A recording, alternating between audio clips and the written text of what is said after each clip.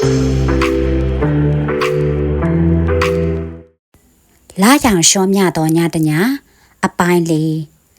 ညစာထမင်းစားပွဲသည်ညနေမှပြီးလေသည်မဟာဒေဝီငွေရှင်းနေသောအခါ12နာရီထိုးလေပြီဧည့်သည်များလူစုခွဲစားပြုစဉ်ဒုံမင်းဆရာကလေးသည်ငွေလင်ပန်းကိုကိုင်ကာရှေ့သို့ရောက်လာလေသည်အခြားစပွဲမှဧည့်သည်များကလည်းကြက်တံများဆယ်တံများထည့်ကြသည်ခင်သည်လက်ပွေအိတ်ကိုဖွင့်လိုက်၏ကိုကြော့ဖေကဝင်၍နေပါစေကျွန်တော်ပေးလိုက်မယ်သူသည်အိတ်ထဲမှငွေ30တန်တရွက်ထုတ်ခါငွေလင်ပန်းပေါ်တွင်တင်လိုက်လေ၏ခင်လည်းပေးချင်သေးတယ်ဟုတ်ခင်ကပြောကရာတန်တစ်ချက်ကိုငွေဆက်ကူအပုံပေါ်၌တင်လိုက်၏ဒုံမင်းဆရာမအံ့အားသင့်တွေကခင်အားစူးစမ်းသောအကြည့်ဖြင့်ကြည့်လိုက်ပြီးကိုတစ်ချက်ညွတ်၍အသာထွက်သွားလေသည်ကိုကြော့ဖေကအံ့ဩသောအတန်ဖြင့်ဟာများလာကြည့်ကလားသူတီးတာတိတ်မကောင်းပါဘူးခင်သိတယ်ဒါပေမဲ့သူကြည့်ရတာဆင်းရဲပုံရတယ်သူတို့ကဒီလောက်တောင်မျှော်လင့်မှာမဟုတ်ဘူးခင်သိပါတယ်ဒါကြောင့်တမင်ပေးတာသူ့အဖို့တော့များမှာပေါ့သူ့ဘဝမှာထူးခြားချက်တစ်ခုဖြစ်ပလေစေကမ်းဘတ်တို့လေနှင့်ကူကြပြီးနောက်ဧည့်သည်များသည်ကားကိုစီနှင့်ပြန်ကြလေသည်မဟာဒေဝီသည်ကားမပါသူများကိုသူ့ကားနှင့်ခေါ်သည်မဟာဒေဝီကခင်ဘတ်တို့လှည့်၍ခင်ရေကိုကြော့ဖေကိုသူတို့တဲတဲ့ဟိုတယ်မှာဝင်ချပေးလိုက်ပါမမလန်းနဲ့တခြားစီမို့ပါဟုတ်တယ်ဗျာတစိတ်ကျေးဇူးပြုပြီးဟုတ်ကိုကြော့ဖေကဝင်ပြော၏ခင်မတမင်္ဂလာကျုပ်တင်ကြံစည်၍လှုပ်တာပဲဟုသင်္ကာမကင်းဖြစ်သွား၏မဟာဒေဝီအကြောင်းကိုခင်ကောင်းကောင်းသိသည်ဒီမိန်းမကြီးမှာရမတ်ကြီးသူဖြစ်သည်သူများအချစ်ဇလံကိုလည်းဖန်တီးခြင်းသူဖြစ်သည်ကိုကြော့ဖေမှာမဟာဒေဝီ၏အချစ်တော်တယောက်ဖြစ်သည်ကိုကြော့ဖေတဲနေသောကမ်ဘောဇဟိုတယ်မှာစိတ်တကရသို့သွားသောလမ်းပေါ်တွင်တည်ရှိနေသဖြင့်မဟာဒေဝီ၏တောင်းပန်ချက်မှာအဆင်ပြေလျာငင်းပယ်ရန်ခတ်နေပေသည်ပို့ပေးပါမယ်လေတက်ကိုကြော့ဖေသည်သူ့ဘေးကဝင်ထိုင်လိုက်လေသည်ကားသည်အင်းဤစိတ်ကန်းလန်းတစ်လျှောက်မောင်းလျက်ရှိလေသည်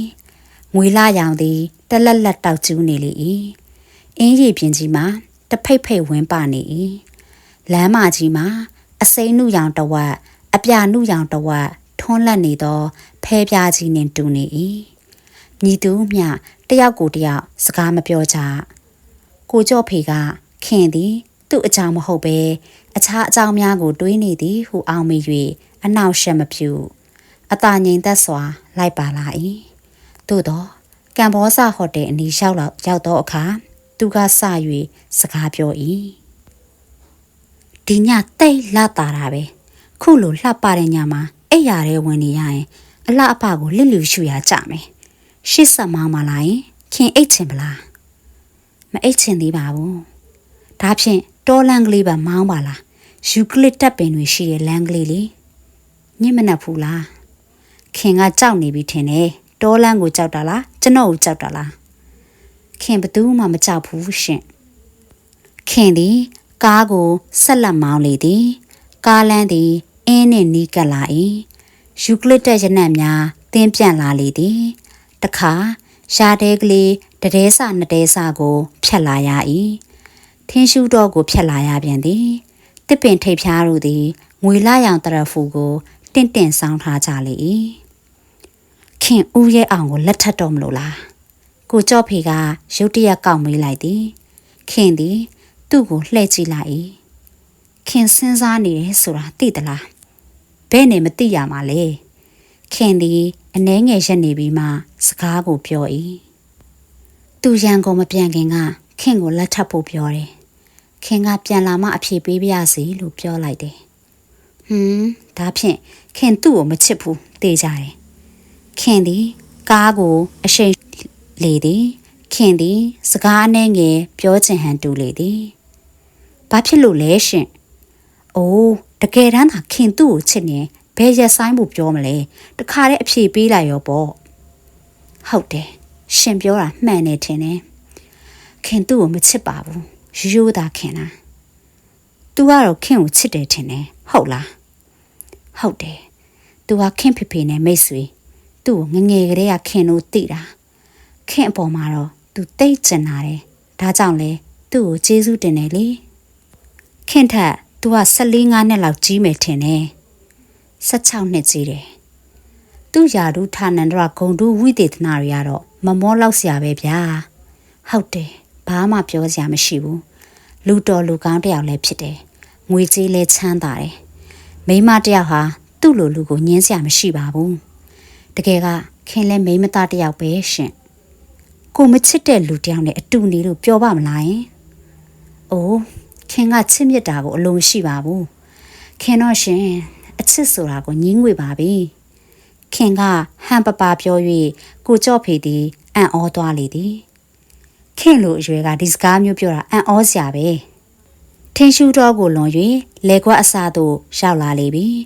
လမ်းတစ်ဖက်၌တမျောတခေါ်ချေပြန့်သောလေကွက်များရှိလေသည်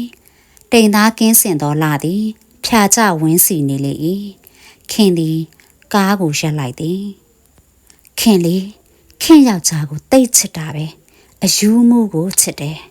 ပတ်ဝန်းကျင်ကတော့ပတ်စံမလို့ချစ်တာလို့ပြောကြတာပဲသူကကစားသမားအရက်သမားဒါရီခင်ကူးမဆိုင်ပါဘူးသူကလည်းခင်ကိုယူချင်တာပဲရှင်မိဘသဘောမတူပဲသူခင်ကိုယူတာအဲ့ဒီတုန်းကသူ့မှာပတ်စံရှိတယ်ဒါပေမဲ့သူ့မှာတပြားမှမရှိလဲခင်တော့သူ့ကိုချစ်မှာပဲသူကလူချောလူလှပျော်ပျော်နေတတ်တယ်အင်မတန်မှလည်းအားကောင်းတယ်ခင်ဖြင့်တိတ်ပျော်တာပဲလေချင်နာတယ်တိတ်မွေ့တယ်ရဲစရာကောင်းတယ်မမူးရင်ပြောတာလေမူးရင်တော့လားစကားညံနေအောင်များတယ်ကြွားဝင်တယ်ကြမ်းတမ်းလာတယ်ရိုင်းလာတယ်ရန်လိုလာတယ်စိတ်ညစ်ဖို့တိတ်ကောင်းတာပဲရှင်ခင်ဖြင့်ရှက်လဲရှက်တယ်ဒါပေမဲ့ခင်သူ့ကိုစိတ်မဆိုးခဲ့ပါဘူးအမူးဖြစ်ရင်သူ့နောင်တရနေတာပဲသူကအရက်တောက်ချင်တာမဟုတ်ဘူးခင်နဲ့တယောက်တည်းနေရင်သူတိတ်ကောင်းတာပဲဒီပြင်သူ့မိတ်ဆွေတွေနဲ့အတူရှိနေရင်တော့စိတ်ပြောင်းသွားရောနှစ်ခွက်သုံးခွက်ဝင်ပြီးရင်သူ့ကိုယ်သူမထိန်နိုင်တော့ဘူးသူ့ကိုစောင့်ကြည့်နေပြီးအိယာထဲရောက်အောင်ပို့ရတာပဲအဲ့ဒါခင်အလုပ်ပဲသူ့ကိုဘလို့ပြုစုရမယ်ဆိုတာခင်သိပါတယ်ဒါပေမဲ့အပိုပါပဲရှင်အလကားပါပဲအရက်သမားကိုကုလို့ရမယ်လို့ခင်တော့မယုံပါဘူး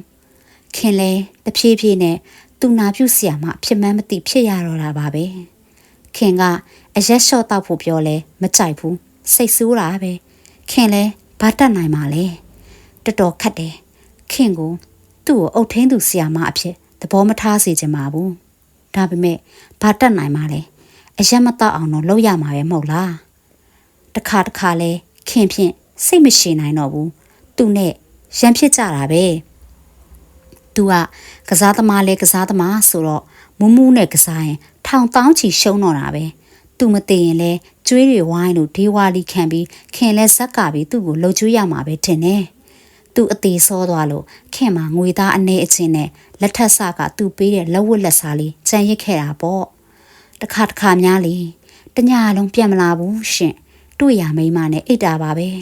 ပထမတော့ခင်လဲမနာလို့ဖြစ်ပြီးစိတ်ဆိုးစိတ်မချမ်းမသာဖြစ်မိသေးတယ်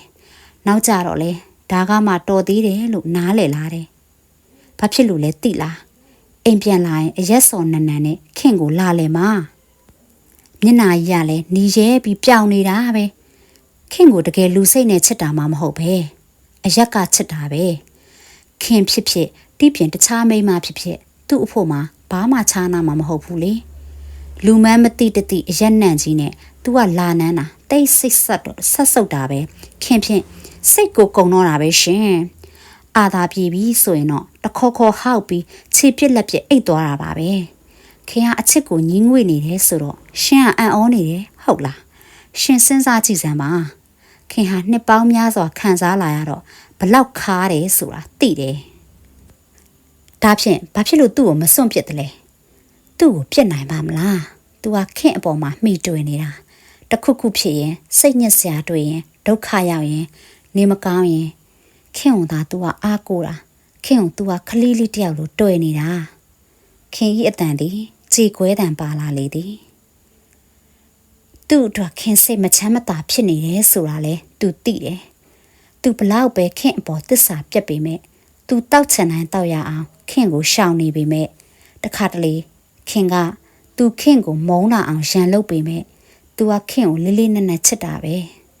ခင်သူ့ဘောဘတော်မှပြစ်ပြစ်ခါခါမလုပ်ဘူးခင်မရှိရင်သူလဲအစိတ်စိတ်အမောင်မှာကွဲစင်ပြီးလဲကျသွားမယ်ဆိုတာသူသိတယ်လေမူးပြီးဆိုရင်လူစိတ်မရှိတော့ဘူးဘယ်မိတ်ဆွေမှလည်းအနာမကတ်ချင်ကြတော့ဘူးကတ်မဲ့လူတွေကလည်းသူ့စီယာနှိုက်ယူရန်ဖြစ်ပြီးထိုးချိတ်ပြက်သူအသက်ရှင်တော့မှဖြစ်ဖြစ်တည်တော့မှပဲဖြစ်ဖြစ်ကဘာပေါ်မှာခင်တယောက်သာသူ့အပေါ်ကျင်နာရဲဆိုတာသူသိတယ်ဒါကြောင့်လေခင်လက်ထဲမှာခင်ပွေထားရင်အသက်ထွက်သွားလို့ခင်တော့ရင်ကွဲပြီးကြံရစ်ခဲ့တာပဲရှင်ခင်ဤမျက်လုံးများထဲမှာမျက်ရည်များကျဆင်းလာလေသည်ခင်သည်ထိန်ချုပ်ခြင်းမပြုသူ့စိတ်ကိုသူလွှတ်ထားသည်ကိုကြော့ဖေကလည်းတတ်တာတလို့နေပါစေတော့ဟုစကားတခွန်းအမြမပြောဘဲငြိမ်သက်စွာထိုင်နေကြလေသည်အတန်ကြာသောအခါသူသည် secret လိတ်ညှိတောက်လေသည်ခင်လဲတလိတ်လောက်ပေးစမ်းပါရှင်သူသည် secret လိတ်ကိုယူကာခင်အားကမ်းပေးလိုက်သည်လက်ကင်ပေါ်ကတစ်ထည်လိုချင်တယ်ခင်လက်ပွေအိတ်ထဲမှာလက်ပွေအိတ်မှာကိုကြော့ဖေနှင့်ခင်တို့ကြားတွင်ရောက်နေ၏ခင်ဤလက်ပွေအိတ်ထဲမှာလက်ကင်ပေါ်ကထုတ်ယူသောအခါ6လုံးပြူတနက်ကိုတွေ့၍အံ့ဩနေ၏တနက်ကဘာလို့ဖို့လဲဦးရဲအောင်ပေးထားတာသူကခင်တယောက်တည်းကားမောင်းသွားလာတာမကြိုက်ဘူးသူ့ကိုတနက်ယူသွားပါမယ်လို့ဂရီအပေးခိုင်းတယ်အပူးဆိုတာခင်သိပါတယ်စကားပြောင်းသွားသဖြင့်ခင်သည်စိတ်ကိုအနာရလာလေ၏ခင်စိတ်လှုပ်ရှားသွားတယ်ကွယ်ခင်ယောက်ျားဘယ်တော့မှဆုံးသွားတယ်လေတစ်နှစ်ကျော်သွားပြီအခုတော့သူမရှိတာပဲကျေးဇူးတင်မိပါသေးတယ်သူနဲ့နေရတာအင်မတန်စိတ်ဆင်းရဲရတာပါအသက်ငယ်ငယ်နဲ့တည်သွားရှာတာပဲနော်မော်တော်ကားမှောက်ပြီးတည်ရတာအဲ့ဒီတော့ကမူးနေတယ်တနာယူမိုင်60နှုန်းနဲ့မောင်းနေတော့အကွေ့မှာချောပြီးမှောက်သွားတာ2နာရီပဲခံတယ်ခင်လဲအသက်မီယုံကလေးပဲခင်ကိုသူနောက်ဆုံးပြောသွားတာတော့မောင်ခင်ကိုချစ်တယ်တဲ့ခင်သည်တပြင်းတစ်ချက်ချလိုက်လေသည်မောင်ဆုံးသွားတာမောင်ရောခင်ရော2ယောက်စလုံးအတွက်လွတ်မြောက်ရေးရကြတာပါပဲသူတို့သည်တိတ်ဆိတ်စွာဆက်လက်တောက်နေကြသည်ကိုကြော့ဖေသည်ပထမစလိမ့်မှပင်နောက်တစ်လိမ့်မီးကူး၍တောက်လေသည်ဦးရဲအောင်နဲ့လက်ထက်ရင်ကောအရင်ခင်ချစ်တဲ့သူနဲ့လက်ထက်တာထက်ပိုပျော်မယ်လို့ထင်သလားဟုကိုကြော့ဖေကမေးလေ၏ရှင်ဦးရဲအောင်အကြောင်းဘယ်လောက်သိသလဲတွေ့ကြရတော့ဘာကြသေးသလဲဒီရောက်မှပဲသိကြတာ1လ2လလောက်ပဲရှိပါသေးတယ်ခင်ကိုလိုချင်တယ်ဆိုတာလဲသိပါတယ်သူကနန်းတော်စောင့်နေတဲ့သူပဲအဲ့ဒါလိုလူမျိုးကခင်ကိုမဆွဲဆောင်နိုင်ပါဘူးခင်သည်ခစ်ခနဲ့ရဲလိုက်လေသည်ဟုတ်တယ်ရှင်တွေးတာမှန်တယ်ဒါပေမဲ့သူဟာအားကောင်းတယ်ရင်ကြီးတယ်ယုံကြည်စိတ်ချရတယ်ကျွန်တော်မှမရှိတဲ့အရေးချင်းတွေပဲရှင်အကြောင်းခဏလောက်မပြောဘဲနေကြရအောင်လားရှင်ကောင်းပါပြီဗျာသူ့အရေးချင်းတွေဖော်ကျူးစမ်းပါအောင်ကျင်နာတယ်စဉ်းစားမျှော်ခေါ်တယ်အကြံကြီးတယ်ကြီးကြီးကျယ်ကျယ်တွေကိုလှုပ်ခဲ့တယ်သူ့အနာဂတ်မှာလည်းလှုပ်အောင်မယ်ခင်ကလည်းသူ့ကိုအကူအညီပေးနိုင်ပါလိမ့်မယ်တိုင်းပြည်အတွက်နည်းနည်းပပအချိုးပြုဖို့လိုမယ်လို့ခင်ပြောရင်ရှင်ကယူတယ်လို့ထင်မှာပဲဟုတ်လားခင်ကကျွန်တော်တော့အထင်မကြီးဘူးထင်တယ်မကြီးပါဘူးဟုခင်ကရဲမောပြော၏ဘာဖြစ်လို့လဲစူစမ်းပါအောင်ခင်ကအေးဆေးစွာပင်ဖြစ်၏သိချင်တော့ပြောပြရတာပေါ့လေရှင့်မှာပတ်စံအတွက်ပူစရာပင်စရာမရှိဘူးခပ်ပေါ့ပေါ့နဲ့အချိန်ကိုဖြုံးနေတယ်ပျော်ပပနေပြီးမိမတွေရေလဲနဲ့တွဲနေတယ်ခင်တရုပ်ဖို့တိတ်တိကျမှန်ကန်တယ်ကျွန်တော်မှဝင်ငွေကောင်းရဖို့အမွေတွေရထားတယ်ဒီတော့ကန်ကောင်းတာပေါ့အသက်မွေးဝမ်းချောင်းရှာဖို့မလိုတော့ဘူးကျွန်တော်မှဘာများအလုပ်လုပ်ဖို့လိုသေးတယ်လဲအဲ့ဒီတော့ကျွန်တော်မှဘဝကိုဘဝနဲ့တူအောင်နေဖို့ပဲရှိတော့တယ်ဒီအခွင့်အရေးတွေကိုမယူဘဲလွတ်ပြစ်ရမှာလားကျွန်တော်မိန်းမတွေကိုနှစ်သက်တယ်စမ်းတာကမိန်းမတွေကလည်းကျွန်တော်ကိုနှစ်သက်ကြတာပဲဗျကျွန်တော်ဟာအသက်ငယ်သေးတယ်လူပြိုဘဝငယ်ရွယ်တဲ့ဘဝဟာကြာရှည်ခံတာမျိုးမဟုတ်ဘူးဒီလိုအခွင့်တာတော့မှကျွန်တော်ဒီလိုမနေလို့ဘလို့နေရအောင်ပါလဲဦးရဲအောင်နဲ့တော့တိတ်ကွာတာပဲအပြက်ကိုချားနာတာပဲခင်ပြောတာဟုတ်တယ်ကျွန်တော်ဘဝဟာပေါ့တယ်လွင်တယ်ကျွန်တော်ကတော့ဒီထက်တောင်ပျော်ပပလွတ်လပ်လပ်နေချင်သေးတယ်ဦးရဲအောင်ကခင်ကိုလက်ထက်ချင်တယ်ဆိုတာမေ့နေပြီထင်တယ်ရှင်ကဘာမဆိုယာယီသဘောနဲ့စဉ်းစားတာ哦ဘာဖြစ်လို့ဒီလိုထင်တာလဲအချက်တစ်ခုကတော့ရှင်ဟာမိမရပြီးသားလူတယောက်မဟုတ်လားအဲ့ဒါခင်မှားတာပဲကျွန်တော်ကွာရှင်းလိုက်တာ2လ3လလောက်ရှိပြီရှင်ကတိတ်ကလေးနေတာ哦ဒါကတော့တဘာဝပဲမိမတွေကလက်ထက်တယ်ဆိုတာကိုတမျိုးယူရှိတာပဲကို့အကြောင်းကိုသိပါတယ်ဗျာခင်ကတဝက်ပြုံးလိုက်လေသည်အော်ရှင်ကဒီလိုကိုဘာဖြစ်လို့ရှင်ကရှင်လို့ဝက်ချက်ကိုအန်ထုတ်ရတာလဲရှင်ကကျမချင်နိုင်ရင်ကျမကိုလက်ထက်လက်ဆွတ်လက်ဆောင်ပေးအောင်မှာပေါ့လေဒီမဲ့ဒါလဲခင်ဟာဒီလောက်မညံ့ဘူးဆိုတာကျွန်တော်ကောင်းကောင်းသိပါတယ်ဒီလောက်တော့ပါပါသေးတယ်ဗျာကျမကိုအလကားဒါလင်းလို့မခေါ်ပါနဲ့ဒီမဲ့ရှင်းကတော့ခင်ကိုလက်ထပ်ပါလို့တောင်းပန်တော့မယ်စစ်ဆဲပဲသဘောမကျဘူးလားဗျာရှင်ကလားခုနကခင်ယောက်ျားအကြောင်းပြောနေတယ်ဟုတ်လားအဲ့ဒီတော့ကျွန်တော်ကတွေးနေတယ်ကျွန်တော်ကိုယ်လည်းကျွန်တော်စမ်းစစ်ကြည့်နေတယ်ကျွန်တော်ဟာခင်ကိုတိတ်တနာနေတယ်တကယ်ပြောတာဒါလည်းချစ်မြတ်တာသဘောပဲမဟုတ်လား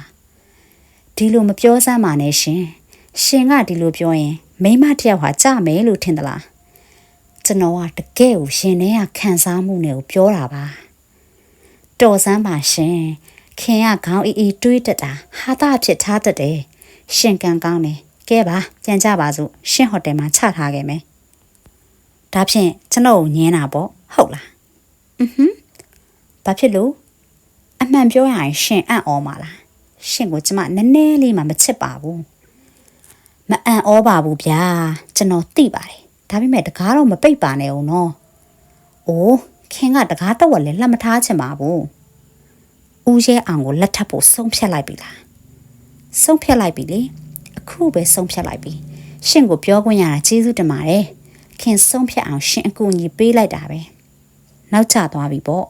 ။မိန်းမတွေဟာယောက်ျားတွေလိုတွေးခေါ်တာမဟုတ်ဘူးရှင်။ရှင်လည်းပြောစရာပြောပြီးပြီ။ခင်လည်းပြောပြီးပြီ။ခင်ယောက်ျားနဲ့နေခဲ့ရတဲ့ဘဝတွေစိတ်ညစ်ညူရတာတွေအဲ့ဒီဟာတွေကြားတဲ့ကဦးရဲအောင်ဟာကြောက်တန်ကြီးလိုမမရှက်နေတယ်။ तू ကအားလဲကောင်းတယ်ထက်လဲထက်မြက်တယ်။ခင်သူ့အပေါ်မှာယုံကြည်အားကိုးနိုင်အောင်ခင်သိပါတယ်။ तू ခင်ကိုညှတာတယ်။နောက်ပြီးခင်ရဲ့နေရေးထိုင်ရေးကိုလည်းအပြည့်အဝပေးနိုင်မှာ။ခုနေအခါမှာခင်သူ့အပေါ်မှာတိတ်ခင်မင်မျက်နှိုးနေတယ်လေ။ဒါဟာအချစ်ပေါ့။လမ်းတော်တော်လေးကျင်းနေတယ်။ကျွန်တော်ကားကို꿰ပေးရမလားဟုတ်ကိုကြော့ဖေကပြော၏ခင်ပါသားခင်꿰နိုင်ပါတယ်မပူပါနဲ့ကျေးဇူးတင်ပါတယ်ဟုတ်ခင်ကချက်ချင်းပြန်ပြောလိုက်၏ကိုကြော့ဖေကပြုံးနေ၏ဂျိုင်ကလေးတွေကလမ်းနှစ်ဖက်ဆွန်စလုံးမှာရှိနေတယ်ကျွန်တော်ကြောက်ထဲမချလိုက်ပါနဲ့နော်ရှင့်ပါစက်ပိတ်ထားစမ်းပါသူသည် secret တလိပ်ညှိတောက်ရင်ကားကိုဆုပ်လိုက်တက်လိုက်ကားဆက်နှိုးလိုက်ရှေ့တိုးနောက်ငင်လုံနေသည်ကိုငေးကြည့်နေလေသည်ကားမှာတဝူးဝူးကြီးအော်ကဆက်လဲပူလာ၏မကြမီကားသည်လာခဲ့သည့်လမ်းဘက်သို့ဦးတီကမောင်းထွက်သွားလေသည်ဟိုတယ်သို့ရောက်သည့်အထိစကားခွန်းမှမပြောကြဘဲတိတ်ဆိတ်စွာပါလာကြသည်ညနေပြီးဖြစ်၍ကမ်ဘောဇာဟိုတယ်ဆင်ဝင်အောက်မှမှန်တကားကြီးမှာပိတ်၍ပင်နေလေပြီကားရက်လိုက်တော့လေကိုကြော့ဖေသည်ကားထဲမှမထွက်သည်ရောက်ပြီလေဟုခင်ကပြောလိုက်၏သိပါတယ်ကိုကြော့ဖေသည်ငိမ်သက်စွာထိုင်ကရှေ့သို့စူးဆိုင်ငေးကြည့်နေ၏ခင်ကသူ့ကိုဘာသဘောလဲဟုမေးမြန်းစူးစမ်းသောမျက်နှာထားနှင့်ကြည့်လိုက်သည်သူကခင်ကိုပြုံး၍ပြန်ကြည့်လေ၏ဒီမဲ့ခင်ဟာမိုက်တာပဲခင်ကျွန်တော်ကိုပဲ့လိုက်ပြီကိစ္စမရှိပါဘူးတကယ်ကတော့ကျွန်တော်ဟာခင်ထင်တာထက်ကောင်းတဲ့လင်းယောက်ျားတစ်ယောက်ဖြစ်မယ်ဆိုတာရဲဝံ့ပြောရဲပါတယ်ဗျာဒါပေမဲ့ခင်ကကို့ထက်အသက်20လောက်နီးပါးကြီးတဲ့လူကိုလက်ထပ်မှာတော့မိုက်တယ်လို့ပြောခြင်းတယ်ခင်ကအသက်ဘလောက်ရှိသေးလို့လဲအစိတ်ကြော်ရှိပါသေးတယ်ခင်ရဲ့နှာခမ်းတွေမျက်လုံးတွေကိုလုံးကိုပေါအနေထားကိုကြည့်ပြီးခင်ဟာသွေးသားကောင်းတယ်တက်ကြွတယ်ဆိုတာသိနိုင်ပါတယ်ခင်ဟာနောက်တစ်ခါချစ်မိအောင်ပါပဲရှင်းပြောရရင်ခင်ဟာခင်ရဲ့ချစ်ရမှတ်တွေကိုပေးလာရကန်ပြုတ်နိုင်ပါမလား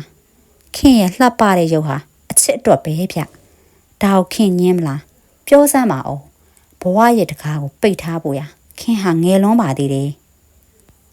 ဒီမဲ့ကိုကြော့ဖေရှင့်ပြောပုံကိုကျမမကြိုက်ဘူးရှင့်ပြောပုံကြီးကအိယာဘဝရဲ့ရည်ရွယ်ချက်ဘဝရဲ့ညီကုန်းချုပ်ဖြစ်နေတဲ့အတိုင်းပဲခင်မှာချစ်သူတတ်တာမရှိခဲ့ဘူးလားတခါမှမရှိခဲ့ပါဘူးကျမယောက်ျားကလွဲရင်လေ ခင်ယောက်ျားအပြင်တီးပြင်လူတွေကလည်းခင်ကိုချစ်ကြမှာပဲမသိဘူးချစ်တယ်လို့ပြောကြတာတွေတော့ရှိသားပဲသွေးဆောင်ဖျားယောင်းတာကိုတွန်းလှန်နိုင်တယ်လို့တော့မပြောနိုင်ပါဘူးဘာဖြစ်လို့လဲဆိုတော့တခါမှမကြုံခဲ့ဘူးလို့ပါခင်ကငယ်ရွယ်ပြိုမြင့်ချင်းနဲ့အလှကိုအလကားဖြုံးတီးပစ်တာကိုဒါတွေဟာကြာရှည်ခံတာမဟုတ်ဘူးနော်ချမ်းသာတယ်ဆိုတာကောတန်ဖိုးမထားရင်ဘာလို့ဖို့လဲခင်ဟာကျန်နာတတ်တယ်ရရောတယ်ကျွန်တော်သိပါတယ်ကိုယ့်ရဲ့စီးစိမ်ချမ်းသာကိုသူများစွန့်ကြဲဖို့များဆန္ဒမရှိဘူးလားယင်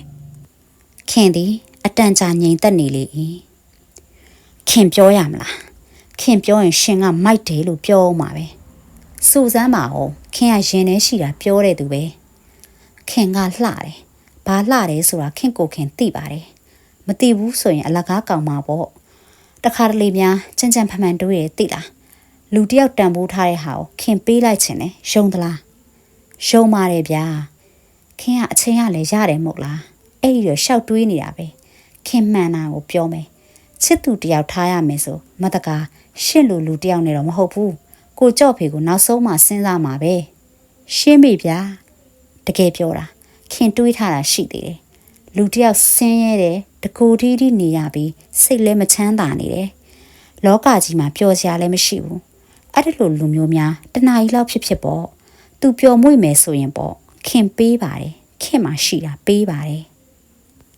ဒီလောက်ယူတဲ့စိတ်ကူတော့ဒီတစ်ခါပဲတွေ့ဘူးပါတယ်ဟုတ်ကိုကြော့ဖေကပြောလိုက်၏ကဲခင်အကြောင်းသိရပြီမဟုတ်လားဆင်းပြီးတော့ခင်ပြန်တော့မယ်ဟုတ်ခင်ကပြုံးပြုံးရွှင်ရွှင်နဲ့နှင်လိုက်၏တယောက်တည်းသွားဝင်တယ်နော်သွားဝင်ပါဒါဖြင့်သွားတော့ခမားရဲ့နန်းတော်တီဆောင်မဲ့မဟာဘိတုကာကြီးကိုလက်ထပ်ပြီးတော့ဗျာ